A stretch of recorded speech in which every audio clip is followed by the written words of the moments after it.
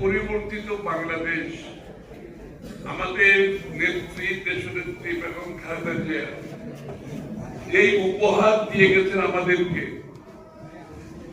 আমি তো বলছি একটা উপহার দিয়ে গেছেন জাতিকে, বিএনপিকে না খালি বাংলাদেশকে ওনার মৃত্যুর মাধ্যমে একটা উপহার দিয়ে গেছেন। এই উপহার যদি আমাদেরকে ধরে রাখতে হয়, জাতি হিসাবে দল হিসাবে আমাদেরকে দৃষ্টান্ত সৃষ্টি করতে হবে, পরিবর্তনের মার্গ রাখতে হবে, পরিবর্তনের এক্সাম্পল সেট করতে হবে। এটা জাতির প্রত্যাশা। বেগম খালেদা জিয়া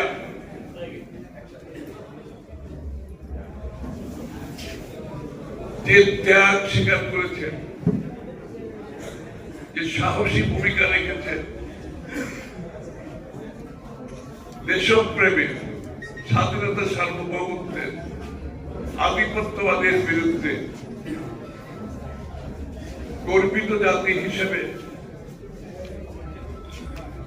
নিজের দেশকে বেছে দিয়েছেন, নিজের মাটিকে বেছে দিয়েছেন, এর বাইরে আর কিছু করেন।